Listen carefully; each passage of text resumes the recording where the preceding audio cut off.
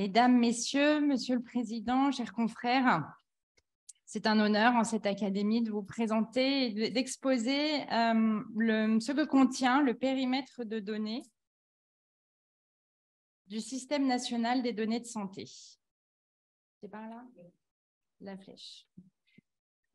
Un plan tout simple, quelques éléments de cadre réglementaire sur ce système de données, un focus particulièrement important parce que c'est le système de données le plus ancien au sein du SNDS sur ce qu'on appelle la base principale et une ouverture sur le catalogue du SNDS que nous devons tous collectivement alimenter, enrichir. Alors le SNDS, en tant que chirurgien, vous le connaissez, pour l'avoir utilisé peut-être pour certains ou avec des collègues chercheurs sur les données, mais surtout et tous, vous le connaissez pour l'alimenter puisque vous connaissez sans doute mieux que moi le programme de médicalisation des systèmes d'information, le fameux PMSI, qui quelque part constitue le premier système de données et une forme de noyau ou de premier axe en tout cas de ce vaste système. Le PMSI, la date qui figure sur la frise chronologique, c'est la date du début de l'expérimentation en France de l'importation du système américain des DRG, les Diagnosis Related Groups. Mais la généralisation du PMSI et la production au quotidien pour tous les patients hospitalisés d'une description des séjours hospitaliers à laquelle donc vous avez contribué. La généralisation du PMSI date du milieu des années 90. Et pour se donner une vision de aujourd'hui, presque 30 ans plus tard, 30 ans après la généralisation, où on en est, on en est en France, un système PMSI où tous les séjours hospitaliers, quel que soit le champ, l'activité de chirurgie, l'activité MCE en général, l'hospitalisation à domicile, la médecine physique et de réadaptation, telle qu'on l'appelle aujourd'hui, les SSR et la psychiatrie, tous les patients hospitalisés font l'objet d'une description. Pour la chirurgie, la description de l'acte chirurgical ou interventionnel est essentielle. Vous maîtrisez la CCAM, la nomenclature utilisée. Mais ce système s'est déployé, couvre tous les séjours, quel que soit le secteur d'hospitalisation, public ou privé. Le PMSI a constitué la consolidation de la base de données par l'État au travers son opérateur technique qui s'appelle ATIH, Agence technique de l'information sur l'hospitalisation. Donc, la consolidation depuis la fin des années 90 a commencé à alimenter ce système de données qu'on appelle SNDS. À la fin des années 90, au tournant du siècle, l'État et l'assurance maladie ont choisi de mettre ensemble leurs données, c'est-à-dire que le PMSI, les données hospitalières, se sont trouvées donc depuis plus de 20 ans dans ce qui s'appelle, sous l'acronyme barbare de SNIRAM, Système national d'information interrégime de l'assurance maladie. Donc, les données hospitalières ont été enrichies de la consommation de soins en ville, c'est-à-dire ont été enrichies des factures, des prestations, les consultations, les actes médicaux en ville, les médicaments, etc., liquidés par l'assurance maladie. Donc, vous voyez, il y a entre les deux systèmes de données, séjour hospitalier et information de remboursement de l'assurance maladie, il y a une petite chaîne, un petit lien. Ça veut dire que l'assurance maladie a mis en place le chaînage des données hospitalières et des factures remboursées en ville dans le SNIRAM, et ça fait plus de 20 ans. Ce système de données a encore été enrichi il y a quelques années, en 2016, par l'ajout des causes de décès. Et la loi de modernisation du système de santé qui créait l'acronyme SNDS, qui a créé l'appellation Système national de données de santé, a prévu que ce SNDS, c'est-à-dire les données hospitalières enrichies des factures des soins remboursés par l'assurance maladie obligatoire en ville et enrichies des causes médicales de décès, hélas, quand le décès se produit, la loi a prévu, ce n'est pas encore opérationnel, mais c'est bien prévu, c'est la partie basse de la diapo, que le SNDS contienne en cible également les données de remboursement des soins par les mutuelles et assurances complémentaires et contienne également les données des maisons départementales des personnes handicapées pour qu'on puisse disposer d'informations qu'on n'a pas aujourd'hui dans le SNDS, ce qui permettrait de qualifier les personnes en situation de handicap. Donc, vous voyez que ce SNDS, tel qu'il est défini et opérationnel également depuis 2016, est un système de données riche. On parle de patrimoine de données de santé en France. Comme le disait Bertrand, c'est une base de données médico-administratives parmi, et certains disent même la plus importante au monde. La France a constitué, et vous avez œuvré au travers du codage PMSI en chirurgie, la France dispose de ce système de données massif qui couvre plus de 67 millions de personnes. On a un système de données qui permet d'avoir des informations sur plus de 67 millions de personnes. C'est l'un des traits qui fait la puissance de ce système de données et son caractère majeur au niveau mondial. Alors, c'est très important. On est sur un système de données utilisable pour le pilotage de l'action publique, pour la recherche d'intérêt public. Ce sont des données pseudonymisées. Il n'y a pas de possibilité de repérer l'individu, la personne. Ce système de données est tout à fait compatible avec le règlement général de la protection des données. C'est un point majeur. Alors, on va rentrer un petit peu dans la pratique. Donc, le SNDS est le périmètre des données que j'ai décrit. La consommation de soins, la base médico-administrative, c'est la partie gauche, c'est la base principale, c'est un système opérationnel et Patrick Blin illustrera des exemples de réutilisation de ce système de données pour la recherche. Ce qui est en construction et qui a été introduit par une loi en 2019, en même temps que la création de la plateforme des données de santé, le Health Data Hub, c'est la notion de catalogue du SNDS. Je l'évoquerai en fin de présentation. Alors, la base principale, puisque c'est vraiment ça le système de données utilisé depuis de longues années, vous l'avez sans doute compris, et dont il faut vraiment avoir connaissance parce qu'il faut favoriser encore plus largement son utilisation.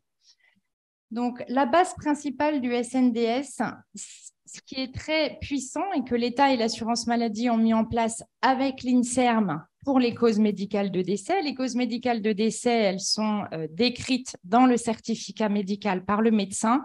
Et ce que l'INSERM fait, c'est la mise en place d'un système de codage avec la classification internationale des maladies, la CIM-10, un système de codage de la cause et des autres caractéristiques associées au décès du patient.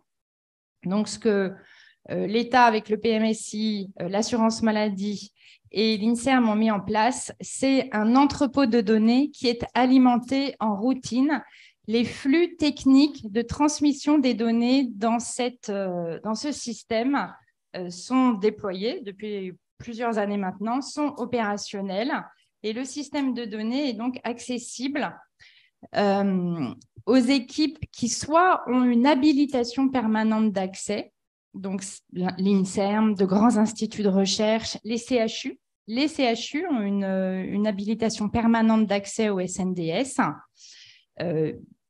Plein d'institutions publiques et en particulier de recherche ont un accès permanent. Et quand on n'a pas un accès permanent, c'est le tout petit encart en bas à gauche de la diapo, on peut être autorisé à accéder au SNDS dès lors qu'on poursuit une finalité d'utilisation, un projet de recherche, un projet de développement d'innovation qui a besoin de traiter ces données, qui répond à une finalité d'intérêt public. Ça, c'est majeur, c'est très clairement défini réglementairement. Il ne peut pas y avoir d'utilisation de ce système de données à des fins marketing, d'optimisation de contrats d'assurance, ou je ne sais quels autres objectifs. C'est vraiment faire progresser les connaissances en médecine, en santé, développer de nouveaux outils pour aider les professionnels à prendre en charge les patients et au final améliorer la prise en charge des patients, contribuer à l'amélioration de la santé des Français, qui est vraiment poursuivie comme finalité, et on y accède soit via une habilitation permanente, soit via une autorisation par la CNIL, la Commission nationale informatique et liberté, après approbation du projet de recherche par le Comité éthique et scientifique national, le CESRES. Alors, ça, c'est des macro-chiffres dans lesquels on se noie. Je commence par les plus petits, 180 tables.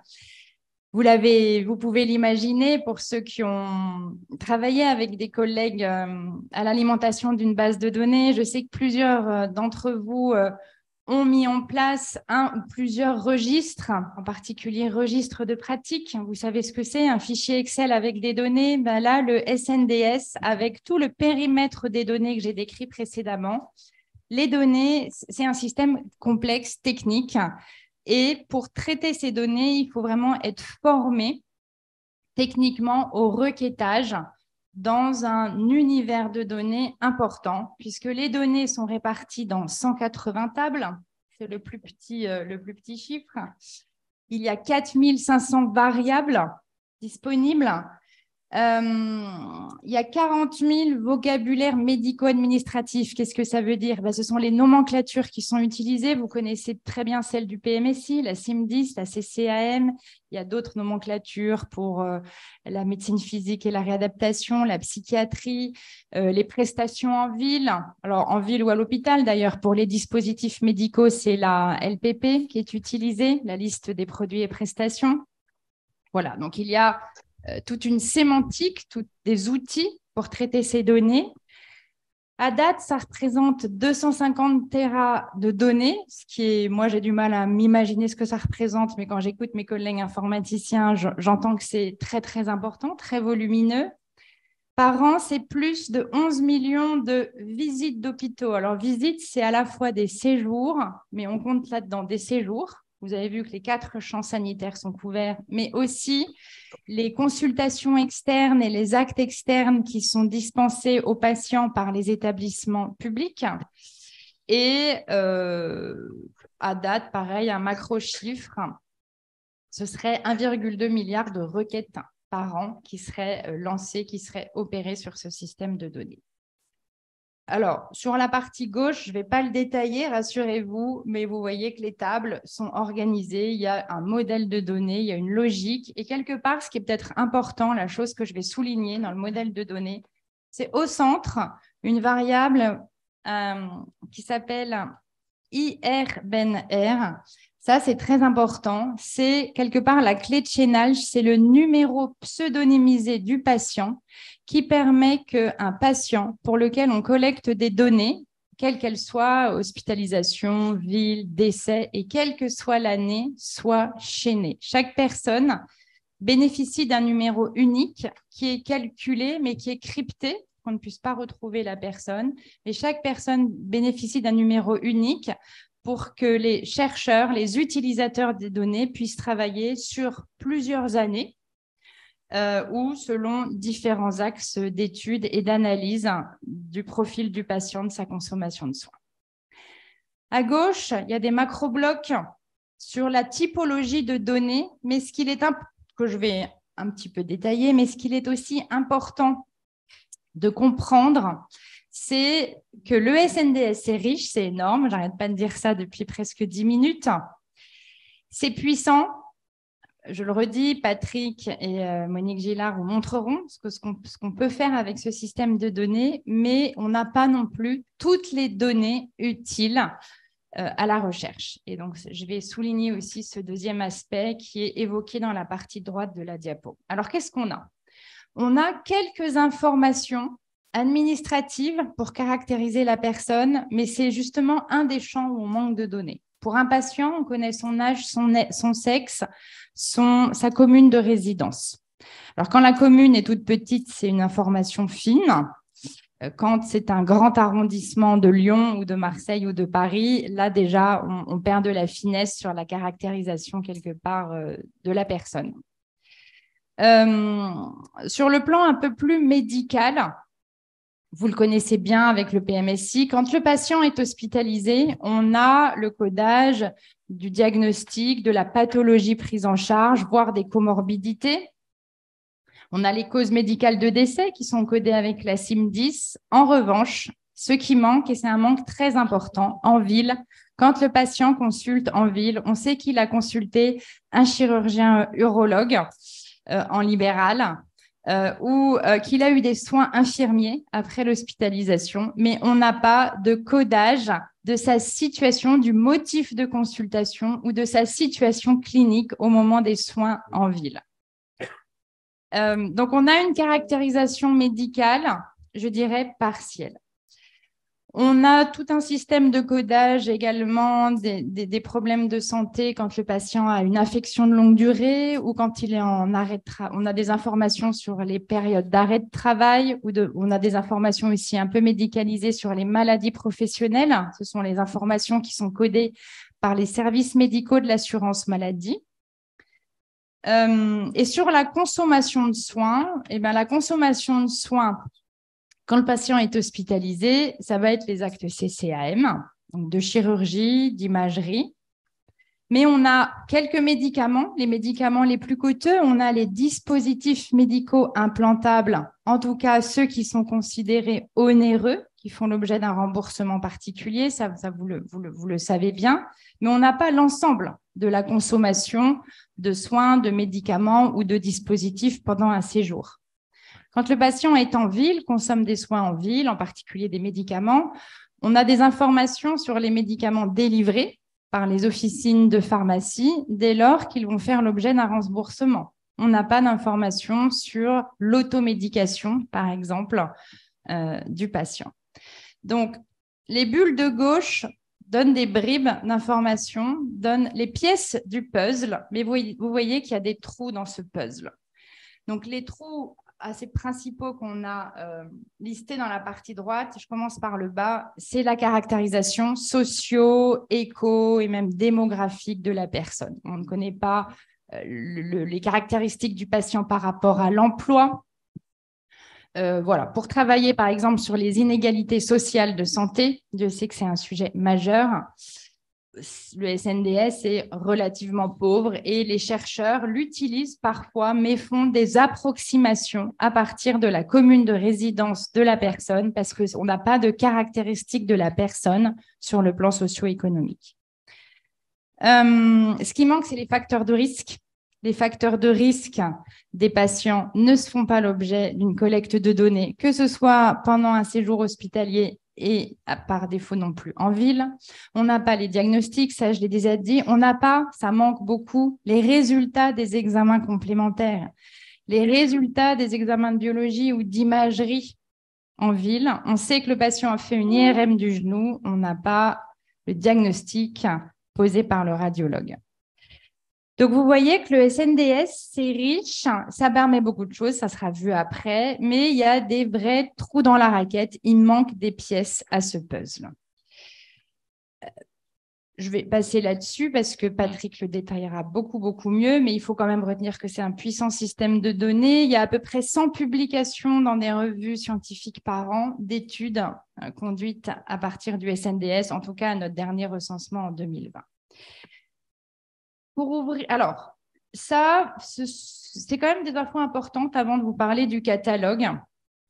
Il faut savoir que différentes structures, l'INSERM avec les causes médicales de décès, Santé publique France, l'ATIH avec la plateforme Scan Santé, l'assurance maladie, et j'ai une diapo après qui le cite, la Haute Autorité en Santé. Ces structures de recherche ou administratives utilisent en routine les données du SNDS pour calculer des indicateurs qui sont publiés en open source, en accès ouvert sur Internet. C'est publié en open source sur Internet parce que c'est utilisé par ces structures, Santé publique France par exemple, ou par le ministère de la Santé et de la Prévention, quand on regarde ce que publie la TIH avec Scan Santé. Donc, il faut savoir que ce système de données est très utilisé par les administrations et les organismes de recherche, et certains ont même une mission de partage large, sans filtre, avec le public et avec tous les utilisateurs, quels qu'ils soient, d'indicateurs. Alors, Santé publique France, avec sa plateforme Géode, ce sera des indicateurs épidémiologiques, d'estimation d'incidence ou de prévalence de problèmes de santé qui sont mis à disposition. La TIH, ce sont des indicateurs liés au séjour et aux prises en charge hospitalières. Donc, je ne vais pas le détailler, vous avez tous les liens, vous pourrez aller les consulter ensuite si cela vous intéresse. Et les 2 diapos suivantes font un focus sur cet outil développé par l'assurance maladie qui s'appelle Data Pathologie. J'ai fait quelques petites copies d'écran, mais c'est beaucoup plus riche, c'est pour vous donner envie d'aller voir. C'est des indicateurs macroscopiques. Là, j'ai fait des copies d'écran d'indicateurs qui permettent d'estimer la prévalence soit du cancer de la prostate en haut à droite, soit du cancer du poumon en bas. Ces estimations sont calculées par les équipes de l'assurance maladie, publiées via cet outil Data Pathologie en Open Data. Les indicateurs sont restitués au niveau national et régional dans Data Pathologie. Et pourquoi l'assurance maladie calcule ces indicateurs? C'est d'abord pour son usage propre. Vous lisez peut-être tous les étés en vacances le rapport de l'assurance maladie qui s'appelle Charges et produits. L'estimation de la consommation de soins des assurés de l'assurance maladie et de la dépense remboursée par l'assurance maladie est calculée par les équipes techniques de l'assurance maladie sur la base du SNDS. Et l'assurance maladie a cette mission de partage avec l'écosystème des indicateurs qu'elle produit. Le deuxième outil, avec une diapo spécifique, c'est sur les médicaments. Ça vous intéresse peut-être moins, mais c'est quand même important de savoir qu'il existe. Il y a cette open data de la Haute Autorité en Santé qui restitue des indicateurs macroscopiques de volume relatifs aux médicaments. Je n'ai pas fait de diapo, mais il faut savoir qu'il y a un open data de l'ATIH qui met à disposition des indicateurs macroscopiques sur les actes CCAM, ce qui est peut-être plus intéressant pour vous. Je passe les 3 diapos que j'ai mises après qui font de la pub sur la documentation et l'accompagnement à l'utilisation du SNDS que propose le Health Data Hub. Il y a des liens. Si vous travaillez avec des collègues qui se lancent ou qui travaillent avec des étudiants qui se lancent dans la recherche, l'utilisation du SNDS, voilà, vous avez des liens vers de la documentation publique et des indicateurs. Pour conclure, je conclurai avec le catalogue en vous montrant cette diapo. Je disais que le système national des données de santé, c'est la base principale enrichie et c'est cet enrichissement qu'il faut qu'on alimente ensemble. Donc ici, vous avez une première liste de bases de données qui constitue la première version du catalogue du SNDS. Et ce sont des bases qui sont mises via le Health Data Hub, partagées par les producteurs de données, qui sont beaucoup d'institutions publiques, mais vous voyez en bas à droite le laboratoire Roche. Il y a un registre de pratiques. À droite, en remontant, le registre eMust, c'est un recueil prospectif d'informations sur la prise en charge par les SMUR, donc en préhospitalier d'infarctus du myocarde. Voilà, il y a des registres, des cohortes qui sont rentrés dans une démarche de rendre plus visible leur base de données pour favoriser la réutilisation de ces bases, favoriser la recherche à partir des données produites. Il y a déjà de la recherche qui est produite sur ces données, mais en les appariant au SNDS, on peut aller plus loin et en nouant davantage de contacts nationaux ou internationaux, on peut encore aller plus loin. Il n'y a pas encore de registre de pratiques chirurgicales au catalogue du SNDS, mais on espère que ce n'est qu'une question de temps et que avec vous et avec les collègues chirurgiens, c'est des actions qui pourront être initiées. Voilà, je vais passer la parole à mes collègues. Merci pour votre... C'était pas facile à présenter dans un temps réduit, c'est tellement vaste. La discussion est ouverte. Monsieur Grandbach. Est-ce qu'un patient peut avoir accès à ces données pour savoir si, au cours de son parcours de soins, il a reçu un tel ou un tel médicament? C'est la première question. Et deuxième question, quelle est la durée de conservation de ces données? Alors, concernant les patients, comme les données sont pseudonymisées, ce système de données ne permet pas le retour à un patient. Donc, un patient ne pourra pas accéder à ces données. En revanche, un patient qui émettrait nous sommes informés, nous sommes censés être informés que ce système de données existe, et un patient peut exprimer en revanche son opposition à la réutilisation des données. Et dans ces cas-là, il y a des procédures techniques qui sont mises en place pour supprimer des données. Mais ce système n'est pas du tout fait pour informer à un niveau individuel le patient. C'est vraiment fait pour des travaux statistiques, épidémiologiques ou de data science sur les données. Sur les durées de conservation, les durées de conservation sont définies réglementairement. Elles sont très longues. C'est plusieurs dizaines d'années de conservation. On n'est pas aujourd'hui en situation d'avoir un SNDS qui a encore atteint la période de suppression des données. Mais la conservation est longue parce qu'en fonction du projet de recherche, certains projets ont parfois besoin d'accéder à des données sur 20 ans. Et donc, la durée de conservation est longue, mais elle n'est pas éternelle. Et il est bien prévu de supprimer au fur et à mesure les données. Et vous me dites que c'est 20 ans, on ne peut pas dépasser 20 ans, c'est ça, de conservation. Merci. Alberto Benamo, puis Verjoie. Oui. Je voulais vous demander, qu'est-ce qui préside à la constitution des espèces de petits clusters open, par exemple Open Statine, Open DM? Pourquoi? C'est une décision de du SNDS, ou bien est-ce que c'est à la demande de... Alors, et j'ai une deuxième petite question après. Oui, moi j'aimerais bien prolonger la première question d'Albert Claude, c'est-à-dire est-ce qu'il y a un accès entre guillemets privatisé? On a vu qu'il y avait un laboratoire, par exemple Roche. Oui. Est-ce que c'est c'est ça, c'est voilà, en une demande spécifique et une forme de privatisation, bon, possibilité de financement finalement, puisqu'il va y avoir un bénéfice d'accès à ces données. OpenStatine, on peut se demander pourquoi. Ouais.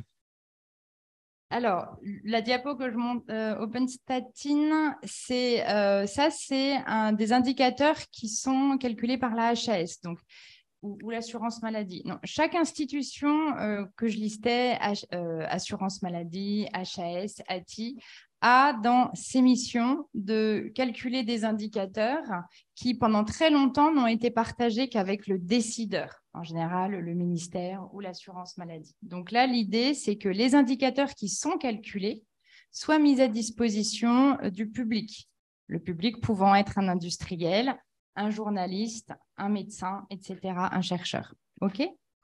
Donc là, la stratégie de chaque institution de publication d'indicateurs en open data est laissée à la libre initiative de chaque institution, mais ça se rationalise de plus en plus. Et ces institutions, en tout cas la HAS par exemple, sont accompagnées par un conseil scientifique et ça permet de définir les axes pour lesquels il est pertinent de produire des indicateurs puis de les partager.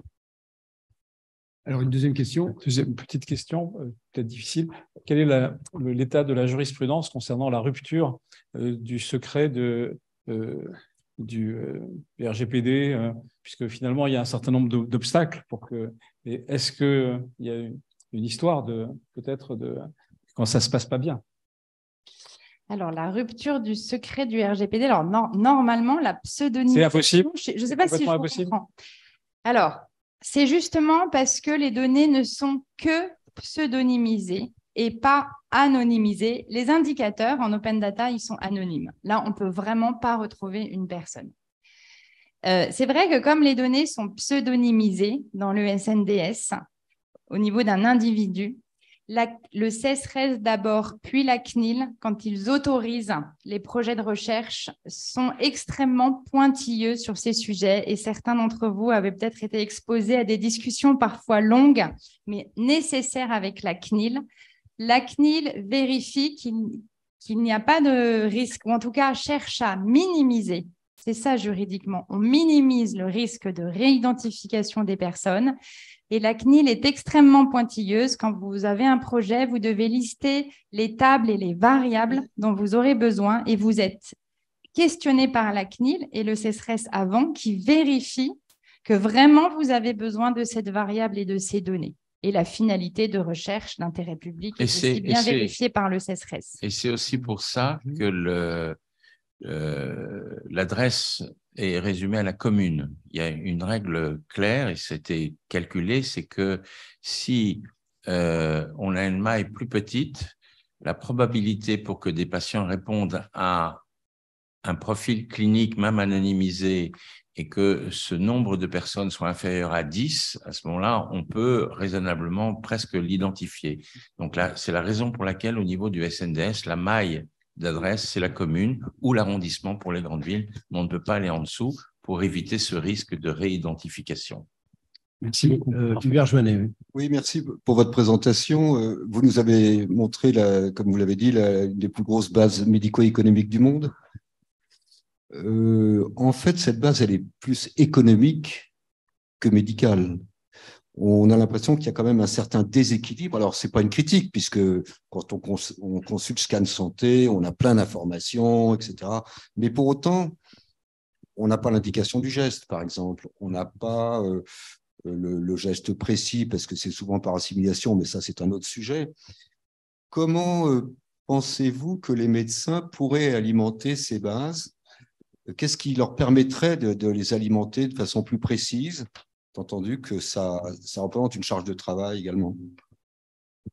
Je te laisserai répondre, mais on va avoir la réponse dans les deux exposés suivants, et notamment par l'exposé de Martine, qui montre exactement ce que tu dis, c'est-à-dire le lien entre un registre clinique, c'est le registre d'état vie, qui a des informations cliniques très fines, d'indications, et en même temps le suivi, qui, vous savez, dans les registres, le problème, c'est le suivi, c'est qu'au bout d'un moment, plus personne ne remplit, et ce chaînage est justement possible, donc on a les deux complémentarités. Donc, il est possible de chaîner, alors, c'est pas simple, il faut passer par le CESRES, il faut passer par la CNIL, mais il est possible de faire ce chaînage entre des registres donc, qui ont une granularité clinique fine, et le SNDS. Bon, voilà. On reviendra là-dessus parce que c'est vraiment une question essentielle pour nous. On va terminer parce qu'on a pris un peu de retard. Dernière question. Richard. Pour ça. Ça veut dire donc qu'à un moment donné, on rompt la pseudonymisation pour savoir entre le registre clinique, entre le registre et les données cliniques pour faire la jonction. Martine va nous expliquer ça. Ouais. Martine va l'expliquer, mais non, il y a des procédures techniques qui permettent de calculer ce fameux numéro anonyme de la personne également sur un registre ou sur une cohorte pour apparier les données au SNDS en préservant la pseudonymisation, en préservant les personnes. Merci beaucoup. Bien. Merci.